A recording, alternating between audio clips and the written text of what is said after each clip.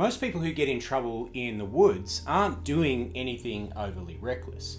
They're usually not lost, they're not running, and they're not chasing something strange. They're doing something very ordinary, and that's usually where the problem starts. It's midnight somewhere, and tonight I have a story for you.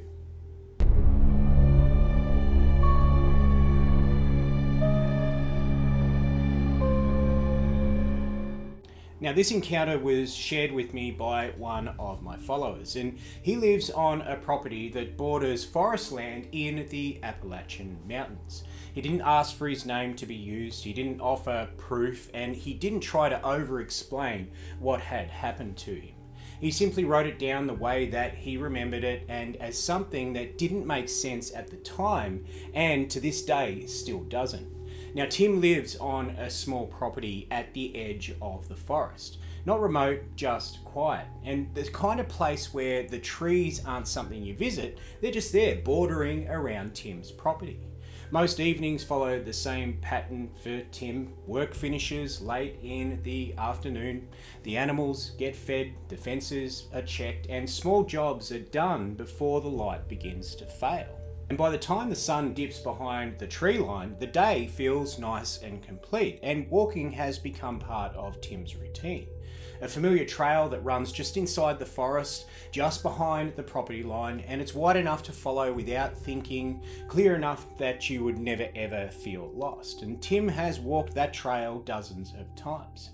Earlier that day, his sister mentioned that she was planning to go for a walk as well, and she also lived quite nearby, and she often used those same trails that Tim did. Sometimes Tim and his sister would cross paths, sometimes they wouldn't, and there was nothing unusual or out of the ordinary about it.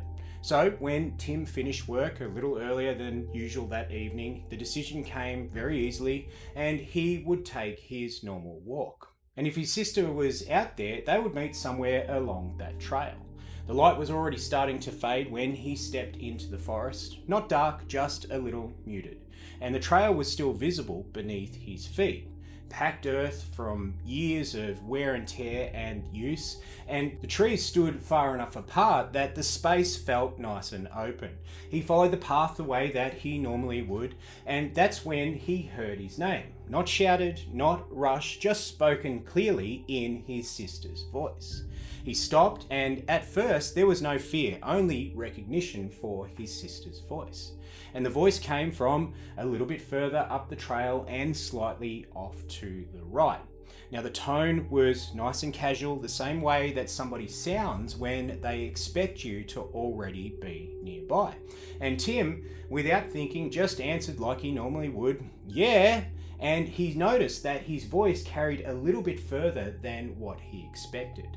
There was a pause, then his name was called again, still ahead of him. Now, still, that was at a distance that suggested movements, as if she were walking and he was simply behind. He continued forward, and at first he stayed on the trail. Each time the voice called out, it sounded a little bit further off, always encouraging him to keep pace. The trees gradually thickened, the path narrowed, and the ground became less even. And Tim noticed that the familiar markers, the bends and the landmarks he expected, weren't appearing where they normally should have. When he slowed, the voice called again, always a little bit ahead and always a little bit calm. Eventually, the trail faded out completely. Not abruptly, it just simply thinned, and then it vanished beneath leaves and undergrowth. Tim realized then that he'd been walking without checking where his feet were landing. The forest around him felt a lot closer in, the spaces between the trees were no longer felt open, and the quiet had really settled in. Not suddenly, but just the absence of things that Tim would expect to hear. Now, when he stopped walking, the voice called his name again, but this time from much deeper into the trees. He called his sister's name back, but there was no answer, only his own voice returning back to him, smaller than it should have been. He waited, then his name came again. Same tone, same distance, and that was the moment that Tim later described as feeling wrong. Not frightening, just an incorrect feeling. Tim stopped answering the voice that was calling out to him, and the voice continued anyway, and that's when Tim took out his phone. The signal was weak, but there was enough to make a call. The ringing sounded louder than it should have in the quiet forest, but when his sister answered, her voice came through nice and clearly. Normal, confused, and very much human. She was at home and she hadn't actually gone out for a walk. She hadn't even left the house. And the moment that she spoke, he felt it. The hairs along the back of Tim's neck stood up all at once, instantly, because while he listened to his sister on the phone, he could still hear his name being called from down in the trees. The voice didn't hesitate, it didn't falter, it didn't change when the truth became clear. It kept calling him, the same familiar tone, calm and patient, as if nothing had contradicted. And that was when panic set in.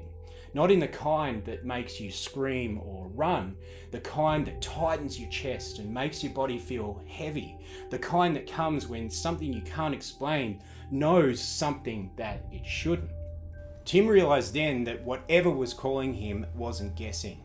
It wasn't mistaken, it knew his name. And frozen with fear and for moments unable to move while he gathered himself enough to get himself moving, Tim didn't answer that voice. He didn't ask questions, he didn't try and understand, he turned around slowly, and later he wrote that turning his back felt very dangerous, but staying felt even worse. And he began walking back in the direction he believed the trail had been, and the voice followed. Not closer, not farther, always just behind him, always calling his name in that same gentle tone, as if guiding him, as if waiting for him to make the wrong choice. Every instinct told Tim to run, but he didn't. He walked because something about that voice made him afraid of what would happen if he acknowledged it. And after several long minutes, his foot struck firm ground. The trail reappeared beneath him, packed earth, unmistakable, and the instant that it did, the voice completely stopped. Not fading, not retreating, just completely gone.